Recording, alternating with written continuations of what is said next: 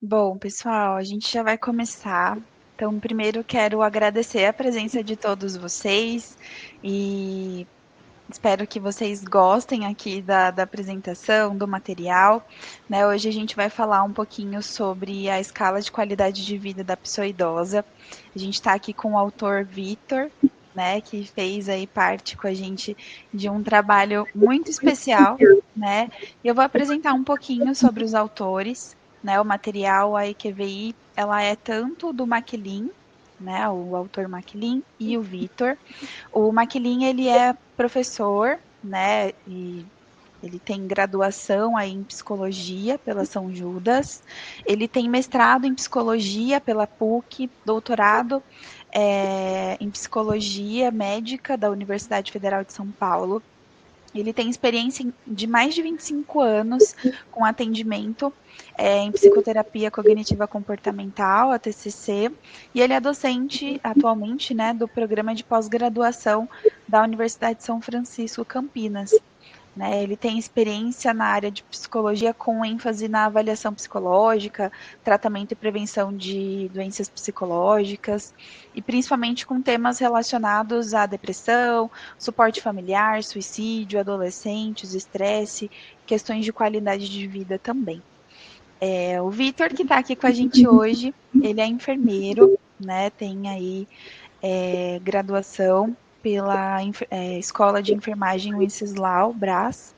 Ele é gerontólogo pela Sociedade Brasileira de Geriatria e Gerontologia, com experiência na parte de pesquisa com temas relacionados a representações sociais, qualidade de vida, capacidade funcional, risco de quedas, espiritualidade, envelhecimento ativo e diversos outros temas que ele vai compartilhar um pouquinho de toda essa experiência com a gente também.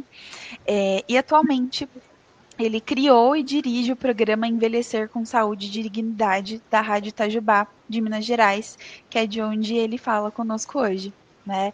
Então, Vitor, quero agradecer mais uma vez a sua presença aqui com a gente e por estar disponível, né, nesse momento. Espero que o pessoal consiga entender um pouquinho sobre a escala e aprender mesmo de como que ela funciona e de como que é e da importância que esse tema tem hoje para a gente, né? Antes da gente iniciar com a apresentação do Vitor, pessoal, no final, uns 10 minutinhos no final, a gente vai deixar para perguntas. Então, se vocês tiverem dúvidas, mandem aqui no chat que eu vou acompanhar cada uma delas. E no final, a gente conversa e o Vitor vai estar aqui disponível para conversar com a gente sobre cada uma dessas dúvidas, tá bom? Vitor, boa apresentação. Estou aqui com você, viu? Estou acompanhando também. Qualquer coisinha, se precisar, estou por aqui. Boa apresentação. Bom dia para vocês. Muito obrigado, Ana, pela corrida, pela disponibilidade.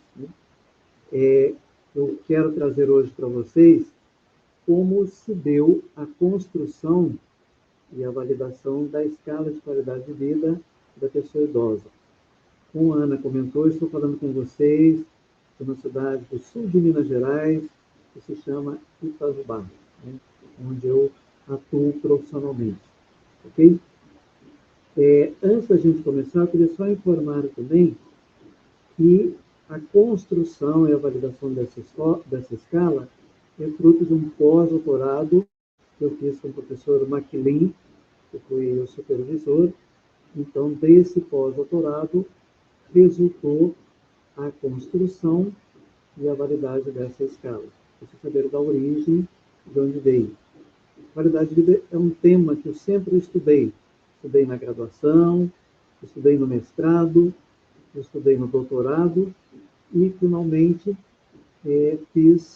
fizemos e construímos essa escala da qual nós vamos falar hoje. Né? E eu queria também colocar para vocês que o objetivo dessa apresentação é apresentar para vocês como essa escala chegou a esse produto final. Eu não vou entrar muito, lógico, nos resultados estatísticos, mas é mais um processo histórico de como a escala se desenvolveu para chegar nesse produto final. Ok? Então vamos lá começar. Então, nós vamos falar, né, da EQVI, Escala de Qualidade de Vida da Pessoa Idosa. Né? Como a Ana comentou, essa escala ela tem como autores, né, o professor Maquilin, que foi um supervisor de pós-doutorado, e a nossa participação também. Né? Bom, para a gente entender um pouquinho da questão da qualidade de vida da pessoa idosa, é extremamente importante que a gente entenda principalmente o envelhecimento. Então, vamos voltar um pouquinho, eu sei, talvez eu vou ser um pouco repetitivo, eu vou falar já do conhecimento de vocês, mas, de qualquer forma, um processo sequencial para chegar onde nós fizemos, eu tenho que passar pela questão do envelhecimento. Então, vamos lá. Então, o que é o envelhecimento? O envelhecimento é uma etapa do ciclo vital. Digamos, na qual a pessoa apresenta características próprias, assim como a adolescência, assim como a adultez, ou mesmo na infância, existem características próprias de cada uma dessas etapas.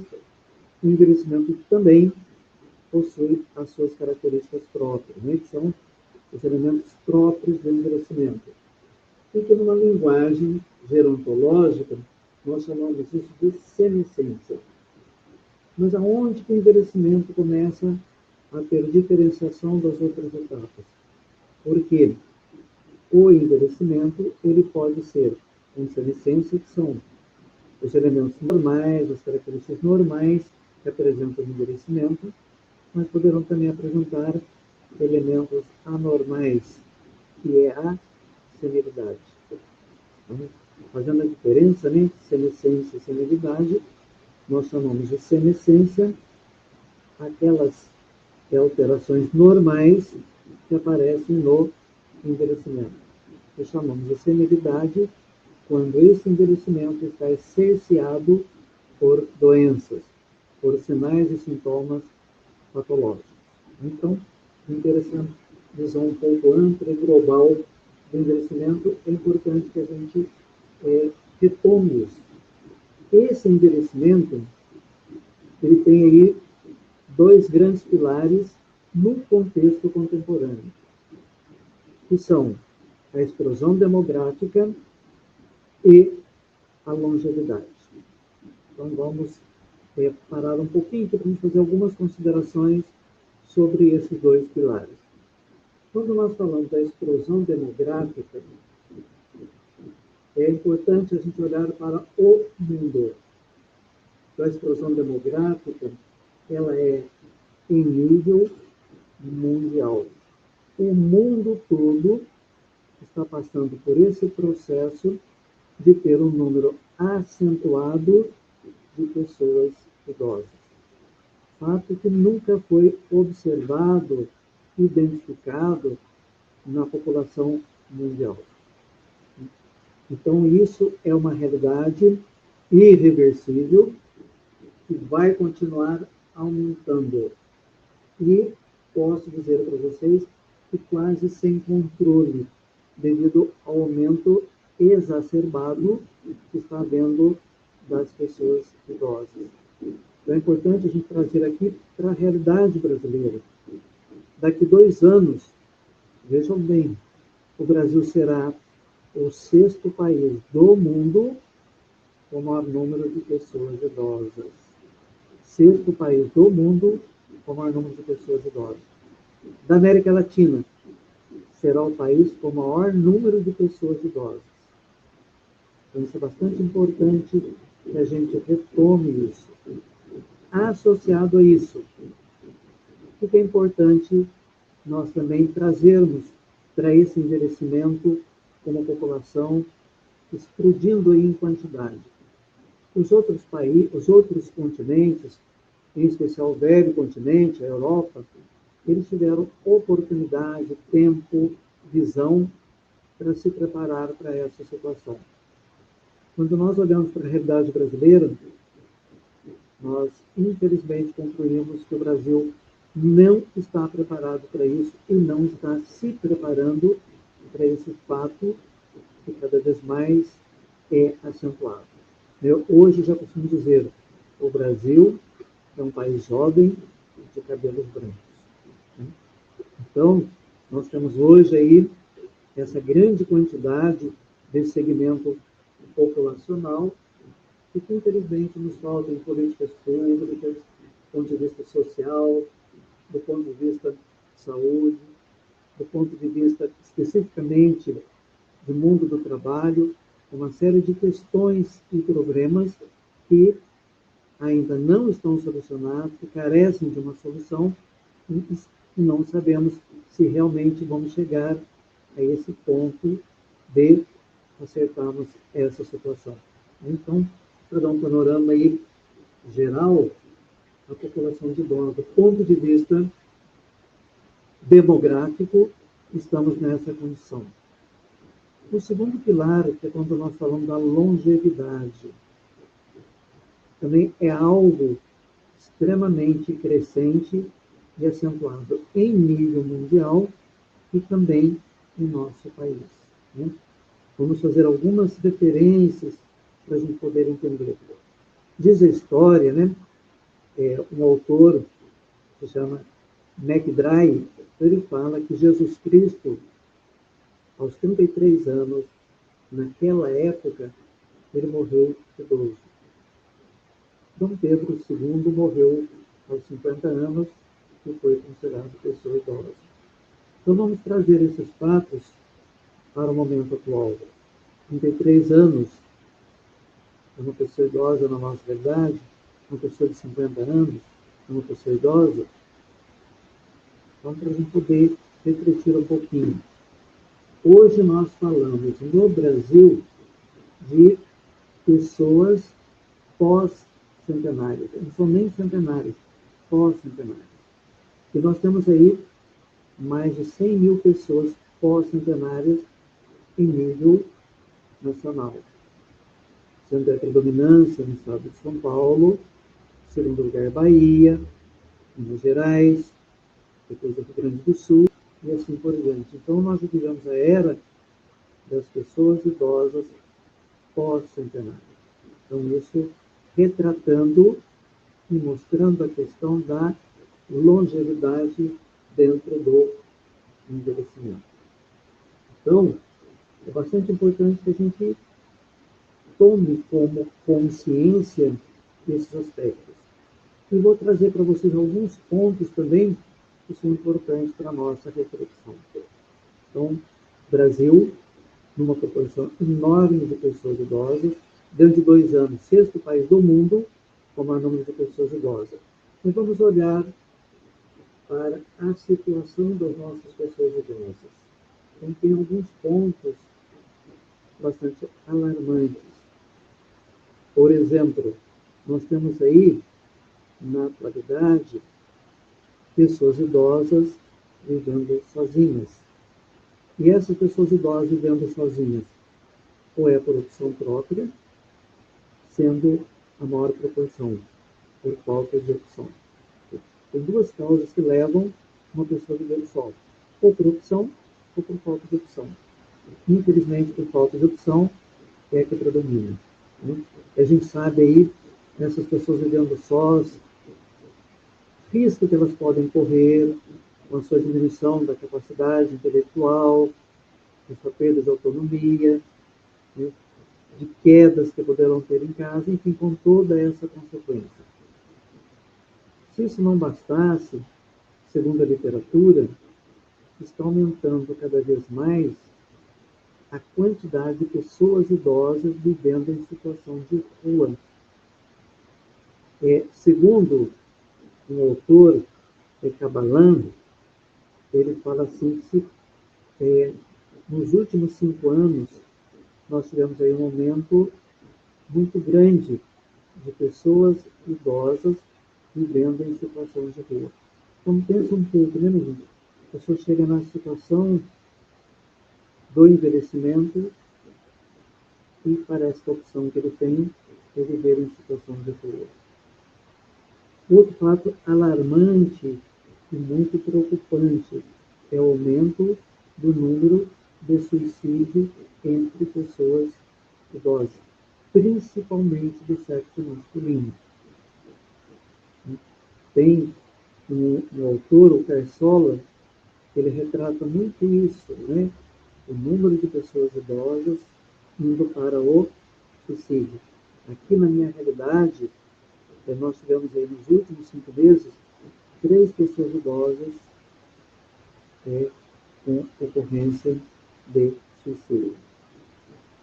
E junto com todo esse contexto, nós temos aí uma grande quantidade ainda de pessoas idosas, num contexto que também nos chama muita atenção, né?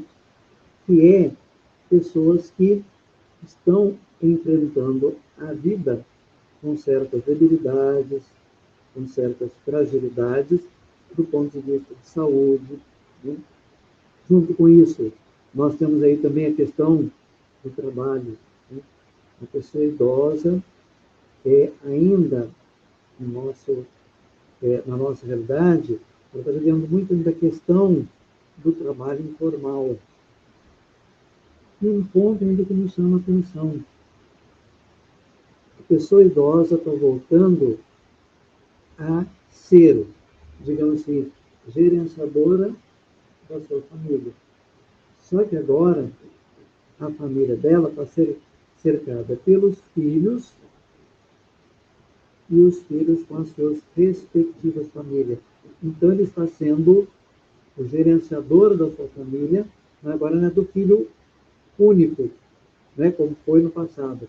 Agora chega até ele, o filho, com a esposa e os netos, para ele ser essa pessoa que vai gerenciar.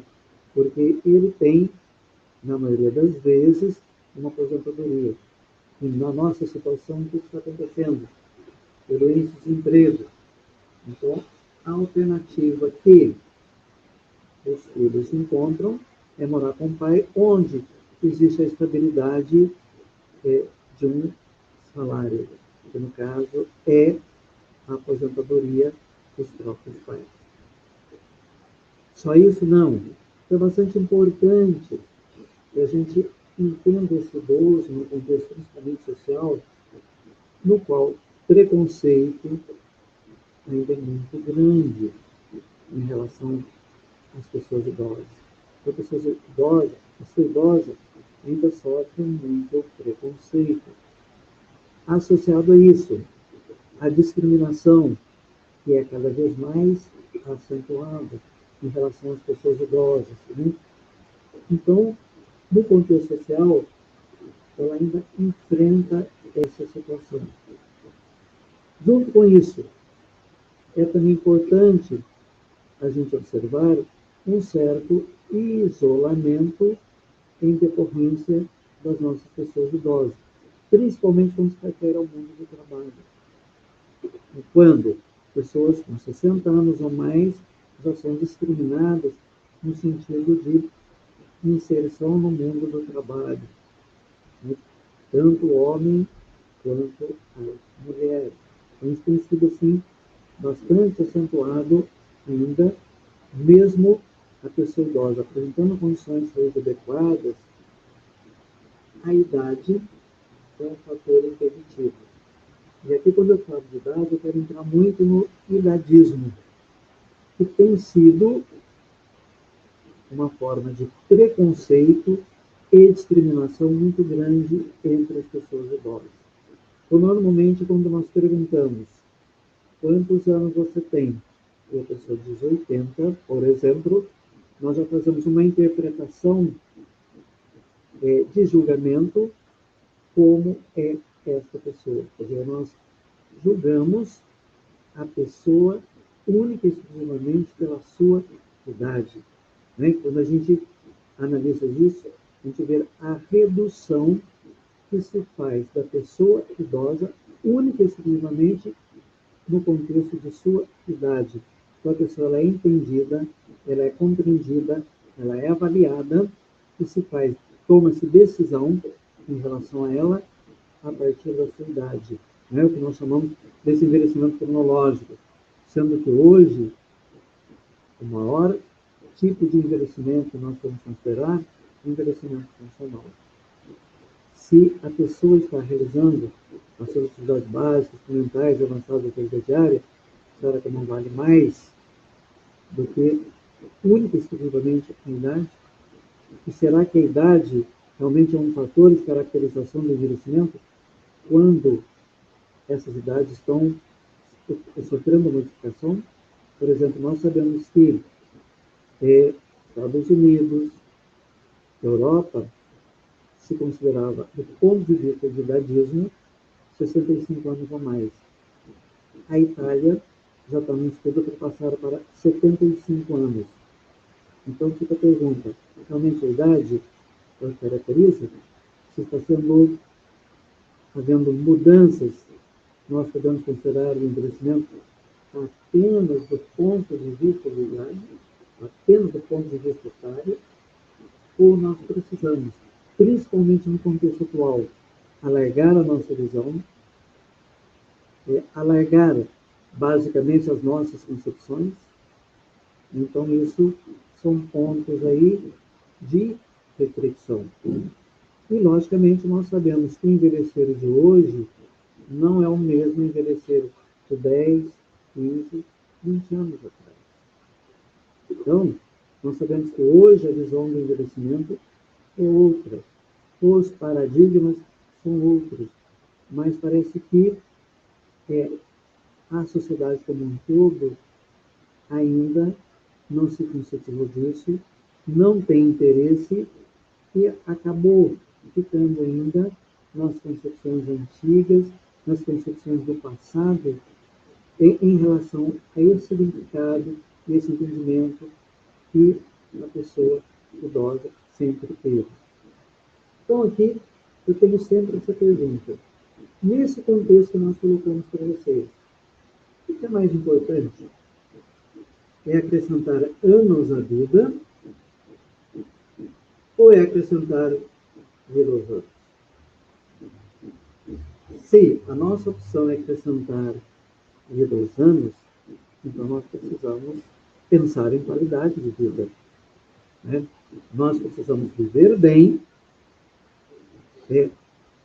com longevidade, mas que seja uma vida com qualidade, e não uma vida de sofrimento, com todos esses contextos aí que nós levantamos para vocês.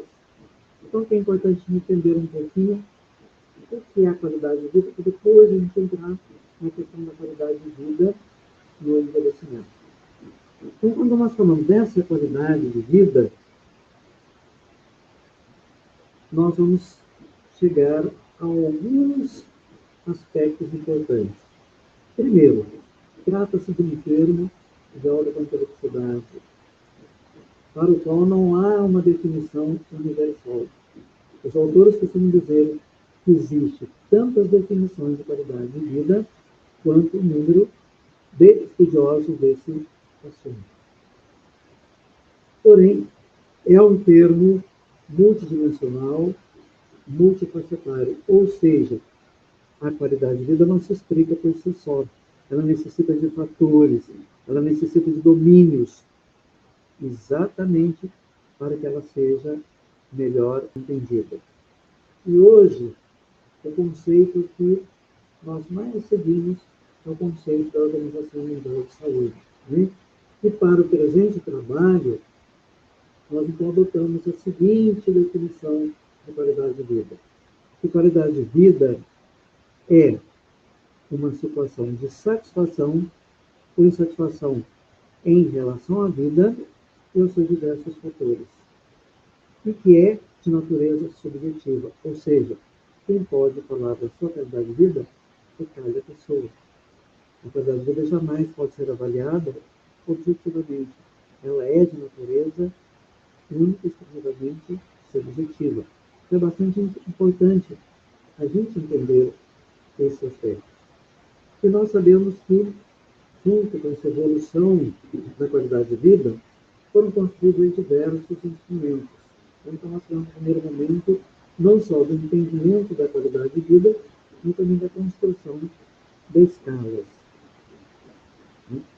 E essas escalas que estão relacionadas muitas vezes à saúde, outras vezes relacionadas com aspecto socioeconômico, né? Como nós que somos profissionais da área de saúde, nos interessa mais as escalas da qualidade de vida relacionada com a saúde. Então, no primeiro momento, essas escalas são chamadas genéricas. Elas abrangiam a qualidade de vida do ponto de vista mais amplo e mais geral.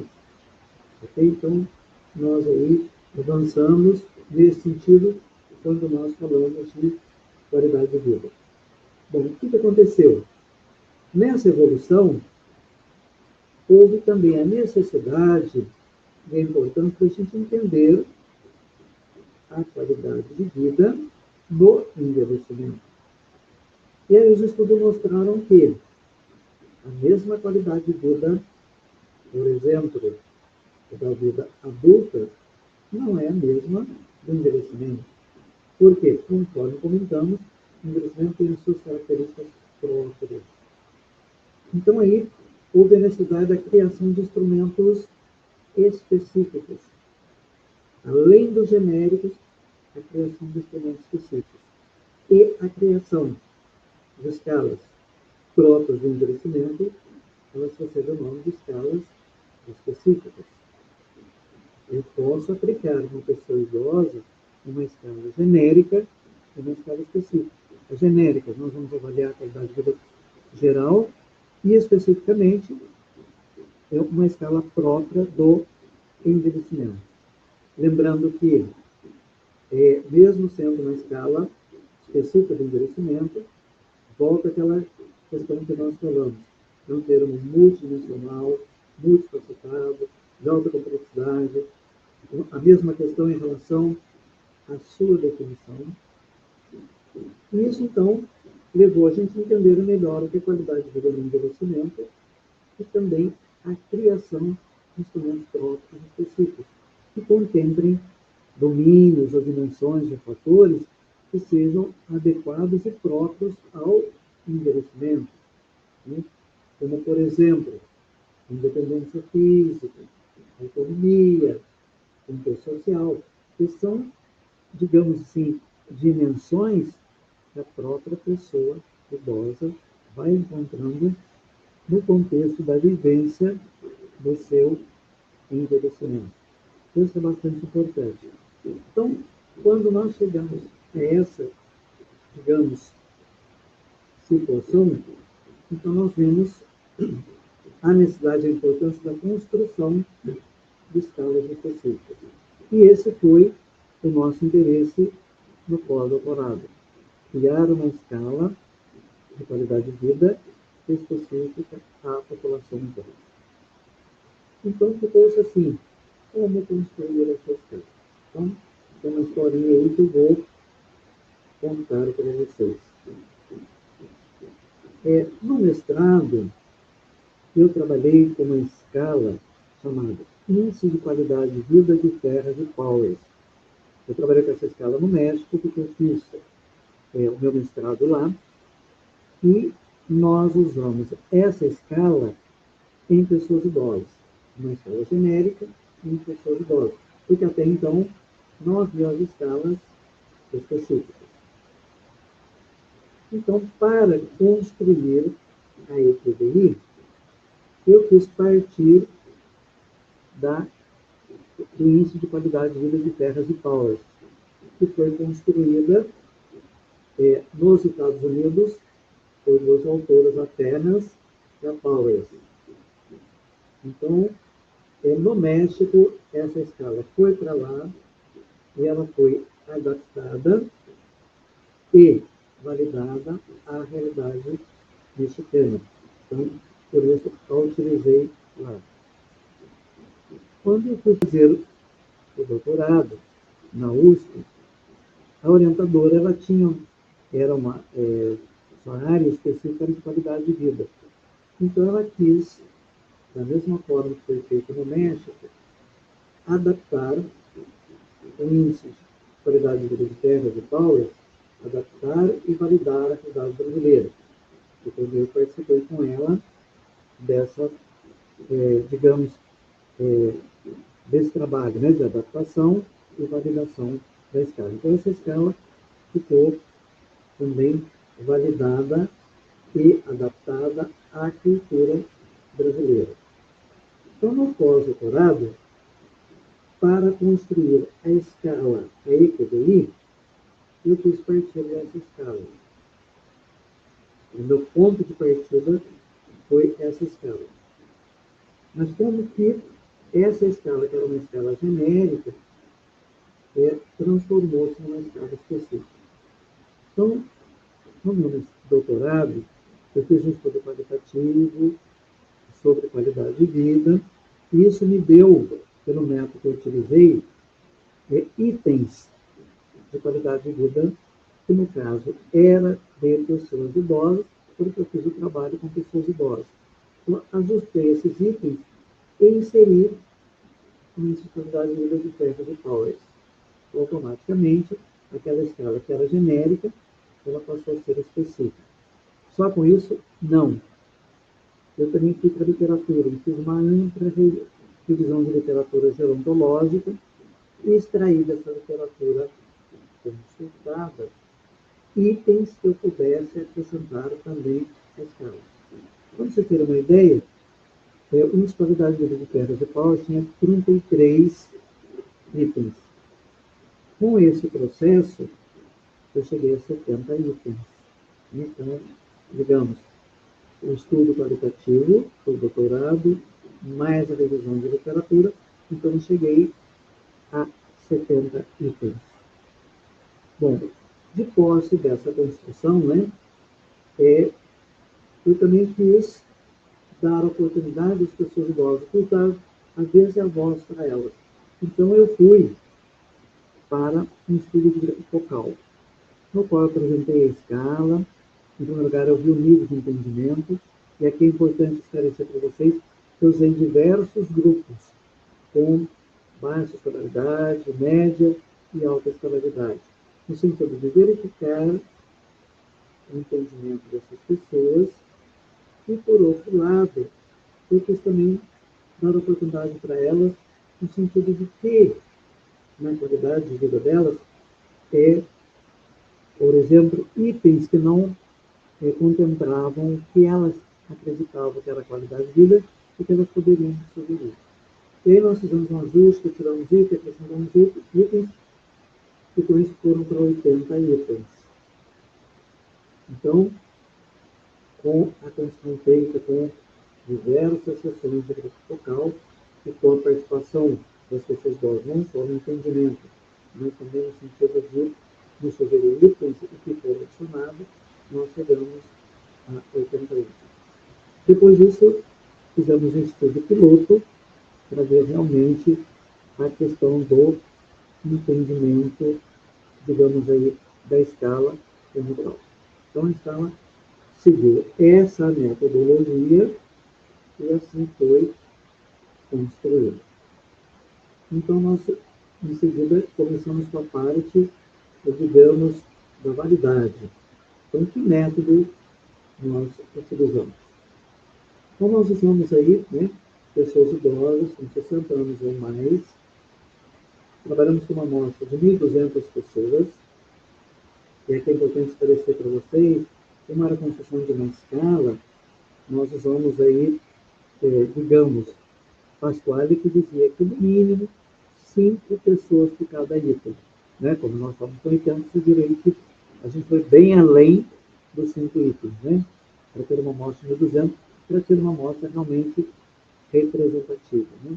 Então, usamos aí 1.200 pessoas de ambos os sexos. Trabalhamos em 4 cidades do sul de Minas Gerais: Itajubá, Irumbinho, Santa Rita e Pouso Alegre. São 4 cidades próximas da cidade de Itajubá. E, basicamente, do ponto de vista de validade, nós usamos aí também diversos testes. Né? Eu vou comentar rapidamente os testes que nós usamos para validade, né? Depois nós trabalhamos, em primeiro lugar, com a confiabilidade. E dentro da confiabilidade, nós trabalhamos com a consistência interna, por meio do álcool de trombas, Trabalhamos com a estabilidade da escala por meio do teste e reteste, e trabalhamos com dois tipos de validade: a validade discriminante e a validade convergente. Então, aplicamos tudo isso, e isso nos mostrou que a escala realmente apresentava propriedades psicométricas adequadas. Então, a escala realmente estava aí, digamos, construída de validade. E o produto final dessa escala ficou com 48 itens, 8 domínios, 5 opções de resposta. Em seguida, nós fizemos diversos trabalhos com essa escala assim construída. E, a partir desses diversos estudos, nós sentimos a necessidade de fazer uma análise exploratória, uma análise fatorial confirmatória, que a gente tinha feito, digamos, no primeiro trabalho, uma análise fatorial exploratória, que foi quando ficamos aí com 48 itens. Então, quando nós fizemos análise fatorial confirmatória, desses 48 itens, caíram para 20 itens. Essa agora, essa estrutura atual da IPVI. A IPVI hoje está formada por 20 itens, 5 domínios, que é o domínio aspecto psicológico e autonomia, independência física, saúde, família e dimensão social. E com 5 opções de resposta. No caso, muito insatisfeito, insatisfeito, nem satisfeito, nem insatisfeito, satisfeito e muito satisfeito. Então, com isso, nós temos hoje a estrutura definida da PPDI. Ok? Bom, essa escala, então, agora entra a vetor em ação, né? Então, a vetor, nós submetemos essa escala, queremos ter aí, fazer um manual, e utilizar essa escala na vetor, basicamente com a questão do uso dos psicólogos, que o Maturin, conforme foi mencionado aí, ele é psicólogo, né? Então, a vetor aceitou, e nós criamos aí o manual. Eu diria para vocês, como se fosse uma segunda tese. Né? Foi assim, bastante trabalhoso a elaboração desse manual, outros testes que nós fizemos com a escala, outros estudos, e aí, lendo o manual, você terá a oportunidade de conhecer melhor. Né? E a Vetor nos deu essa contribuição de, através de uma plataforma, digamos, online, digamos, da aplicação na pessoa ser individual ou coletiva, imediatamente por meio dessa plataforma virtual, já fazer a correção dessa escala, classificar a pessoa numa categoria, né, se a qualidade de vida dela total ou de acordo com esses 5 domínios que eu apresentei para vocês, como é que está essa qualidade de vida, e já apresentar um relatório. Então, isso nos facilitou bastante a questão da atuação do doutor, que é por meio, digamos, dessa editora, que a gente está tendo a oportunidade hoje de estar lançando, digamos, essa escala, porém, com esse acréscimo. Então, isso é bastante importante a gente fazer menção sobre esse que foi um trabalho aí bem rente, que a gente fez com a Vetor, em especial com a Ana. Então, foram muitas idas e vindas até chegar, digamos assim, nesse produto final. Então, é bastante importante a gente tecer comentários, informar sobre isso e automaticamente vocês verem em que momento, em que ponto nós passamos aí a fazer esse trabalho conjunto com a doutora. Ok? Então, hoje a escala está assim construída. E aí eu queria trazer para vocês, né, aí vou mostrar para vocês um pouquinho sobre o que foi o trabalho nosso com o doutor, né? E em seguida eu queria mostrar para vocês quais são os diferenciais dessa escala. Né? Então isso é muito importante para a gente entender. Né?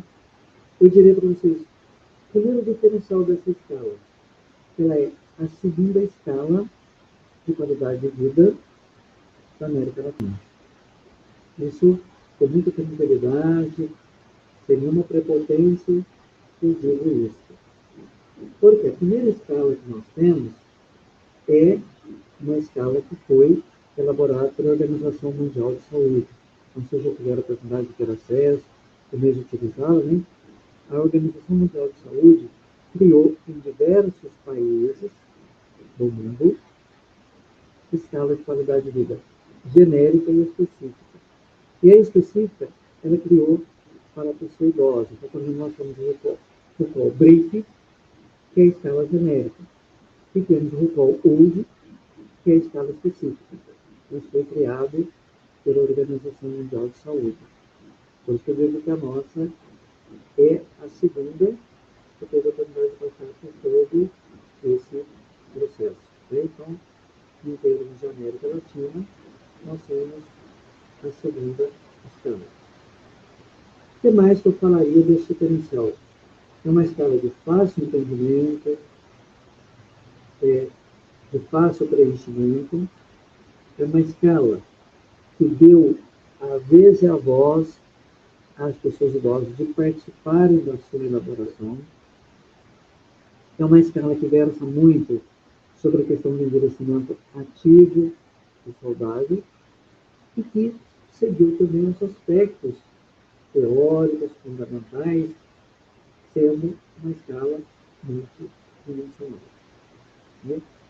E aqui eu quero enfatizar para vocês o primeiro item, quando eu digo que é a segunda escala da América Latina, é com essa população cada vez mais está acentuada e que a qualidade de vida, eu sinto que é um direito da pessoa idosa. Né? Então, para isso, nós precisamos de instrumentos válidos e confiáveis, exatamente para que a gente possa avaliar a satisfação com a vida, na qual a longevidade vai ir invadindo cada vez mais, e também com essa explosão demográfica. Então, sempre que duas escalas ainda são poucas para essa realidade do contingente da população idosa que nós estamos aí vivendo e que vamos continuar a enfrentar e a viver. Então, sinto que esses são os principais diferenciais da questão da, digamos, da escala na avaliação dessa qualidade de vida. E quero aqui também ressaltar que essa escala, ela tem dois campos de atuação e de aplicação. Uma avaliação clínica, saber como está a qualidade de vida da pessoa, e, logicamente, o contexto de pesquisa. Para se utilizar essa ferramenta, esse instrumento, quando eu quero trabalhar com a questão da qualidade de vida das pessoas idosas, de avaliar que dimensões essa qualidade de vida está mais comprometida. E quero também colocar que um diferencial dessa escala é que ela contempla aspectos próprios, digamos, do envelhecimento, como, por exemplo, a autonomia. A autonomia hoje, segundo os autores, o que na prática a gente encontra, é o que mais a pessoa idosa está pretendendo. É a questão da autonomia. Mais do que nunca, hoje, a pessoa idosa está querendo ser autônoma. E realmente, viver mais para ser uma pessoa que não tem autonomia, será que isso é atualmente o que as pessoas idosas querem, e nós realmente precisamos dar a ela oportunidade para decidir aquilo que, na sua concepção, ela considera o que é melhor para ela. Então, são aí pontos bastante importantes para a gente levar em consideração. E queremos aí terminar o nosso trabalho trazendo as seguintes considerações. Então, essa consideração que eu quero fazer hoje com vocês é muito importante quando nós falamos hoje da questão da sustentabilidade. Hoje nós trabalhamos pelo desenvolvimento sustentável. E quando nós olhamos isso especificamente para o lado das pessoas idosas, a gente vê, nós observamos que a mulher ainda está no contexto desequilíbrio sustentável. Quando, por exemplo, o salário dela é inferior ao do homem, sendo uma mulher idosa, um desejo dela, beleza, aparência física, e não ao respeito ao entendimento do que os anos de vida vão me proporcionando. Porém, às vezes a gente esquece de colocar nesse contexto o homem. O homem também tem sido, digamos, vítima desse desequilíbrio sustentável, né?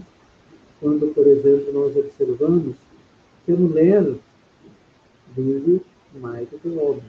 Isso ainda carece de estudos, mas é um ponto que eu sinto que a gente precisa discutir.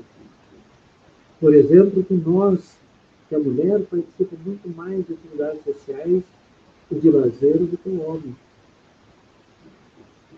Ainda uma questão muito séria. O homem é muito introvertido e ainda muito arraigado no seu machismo, no qual ele se considera, digamos, que não pode ceder a determinadas situações, porque isso vai comprometer o seu machismo. Né? A gente vê hoje a explosão de câncer de próstata em homens, e que, digamos, no contexto de tudo isso aí, está a questão do machismo. Vemos ainda uma questão desse desenvolvimento sustentável, quando a gente olha, digamos assim, a restrição do mundo do trabalho, em especial para o homem, quando se olha única e exclusivamente o trabalhismo.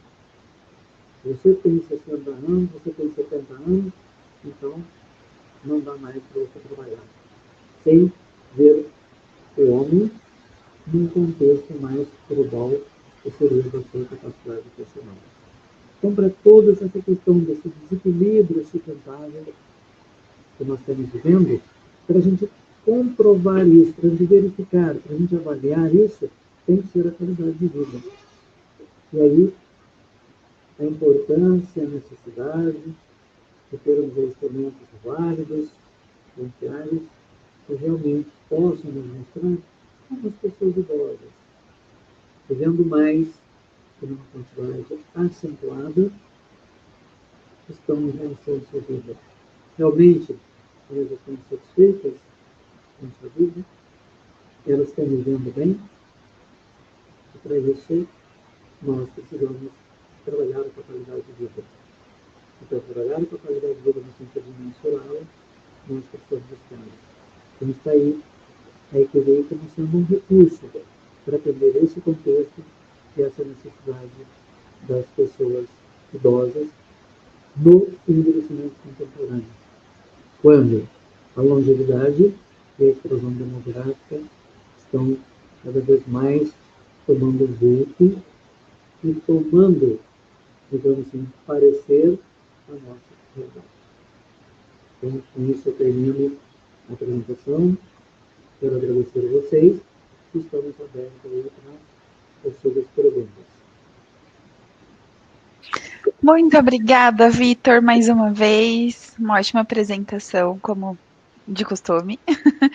A gente tem uma pergunta aqui da Judite que eu achei bem interessante. Eu não sei se o senhor vai conseguir responder agora, mas se a gente não conseguir, a gente encaminha para ela em seguida, tá bom? Bom. A pergunta dela foi assim: esse teste, no caso a IQVI, ajuda a contemplar a ficha de avaliação da pessoa idosa do SUS, aquela AMPI, a de avaliação multidimensional. Não sei se o senhor conhece. Conheço. Ajuda sim. Inclusive, quando eu faço a avaliação, digamos, multifuncional, eu já estou usando a própria escala. Porque como a escala é parte da nossa concepção, e a gente entendeu que essa escala também é importante na questão da avaliação multidimensional, então nós estamos usando aqui e digo assim que a escala está pronta para isso também. Isso sempre basta ter o conhecimento da escala e a sua utilização. Ótimo. Judite, não sei se ficou claro, acredito que sim, né? Você confirma aqui pra gente, por favor. Pessoal, não sei se mais alguém tem alguma dúvida ou gostaria de fazer algum comentário. Aproveitem que o Vitor está aqui, né, à disposição, para a gente conversar e trocar um pouquinho também. Sim.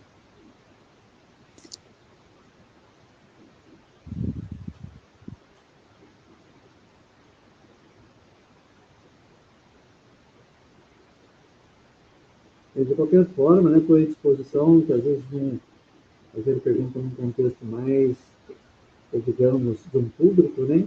Às Sim, vezes eu posso ser um pouquinho inibitório, mas eu estou à disposição para possíveis dúvidas, digamos aí, é, ajustes, colocações, acréscimos, a gente também está aberto e disponível para isso. Aliás, queremos isso, né? com certeza. E acho que é importante também falar um pouquinho sobre o material em si, né? É algo que eu trabalhando com o Vitor e com a Maquilinha, uma coisa que eu achei muito legal é o cuidado que eles tiveram durante todo o desenvolvimento do material mesmo, né?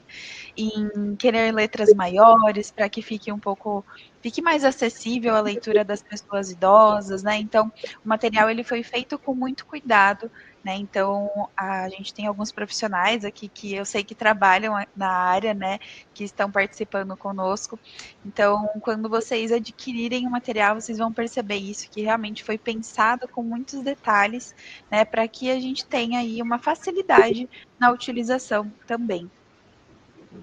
Eu considero isso também, Ana, muito importante, porque o manual, além dele ser um guia, ele mostra também essa dimensionalidade da questão da qualidade de vida, da sua necessidade, da sua importância, e como realmente avaliar a qualidade de vida é um recurso que na verdade vai muito de encontro com a questão da longevidade e com a questão do aumento populacional desses segmentos sociais. Né? Porque é importante entender que recursos poderão ser utilizados não só para avaliar, mas para mostrar para a gente como que as pessoas estão vivendo uma longevidade, como que as pessoas estão vivendo esse aumento, digamos, do envelhecimento, né? Nas suas características e nos seus aspectos próprios. Né? Eu acho que isso é muito importante também. Sim, inclusive antes de começar aqui a gente estava falando sobre isso, né, Vitor? De como o material ficou legal, inclusive para a gente estudar um pouquinho também sobre a qualidade de vida, tem aspectos muito importantes e legais também de fácil compreensão no material. Então, o pessoal tá dando parabéns aqui, Vitor, no chat. O José comentou, né, que foi uma excelente apresentação e que de fato precisamos voltar o nosso olhar e os nossos cuidados cada vez mais para as pessoas idosas, né? A Sim. Roberta também gostou muito de conhecer um pouco mais sobre a escala. E acredito que, por enquanto, não temos dúvidas, mas eu sei que conforme o pessoal for adquirindo material, talvez surjam algumas, né? Então, pessoal, quero deixar é, aqui os nossos canais à disposição para vocês, né? Entrarem em contato conosco, mandarem suas dúvidas caso existam. A gente sempre está fazendo a mediação aí com o autor também para que a gente consiga auxiliar vocês o mais rápido possível e com o máximo de qualidade também. Tá bom? Então, Vitor, quero te agradecer mais uma vez pela presença, por todo o trabalho que a gente desenvolveu juntos, né? Foram longos meses, pessoal, até sair aqui a nossa escala, né? Então é um momento muito especial hoje a gente dividir isso com vocês também, né? De estar aqui e ter mais um material de ótima qualidade aí no mercado, tá bom? O pessoal tá super querendo aqui adquirir o material, viu, Vitor? Que bom, que bom. E que nos dê retorno, nos dê feedback, né? Isso é muito importante, né? Sim, com certeza. Pode deixar que eu mesma farei isso. Então, pessoal, quero agradecer muito aí a participação de todos vocês, tá? Dizer que estamos aqui à disposição para auxiliar vocês, caso vocês precisem de algo. Essa gravação ela vai ficar disponível no YouTube até o final do mês, tá? Então, vocês vão ter acesso também ao canal da Vetor. Vitor, logo, logo compartilha o link com você, tá bom? Sim, E a ok? gente se fala muito em breve. Tá bom, Combinado? tá combinado. Muito obrigado pela oportunidade, muito obrigado por uma vez mais ter, digamos aí, essa oportunidade, está trazendo aí a ITDI, não só para os pesquisadores, os interessados, mas o que é mais importante, para melhorar a qualidade de vida daqueles que estão vivendo mais. Né? Com certeza. E é um prazer, uma honra poder ter uma aula com você sobre esse tema que é de extrema importância agora, né? Principalmente pelos tempos que a gente vem vivendo. Então, muito obrigada, Vitor. A gente se Nada, encontra em breve, viu? nada, sem dúvida. Um abraço. Tá. Muito obrigado e até uma próxima oportunidade. Obrigada, pessoal. Bom dia. Até mais. Tchau, tchau.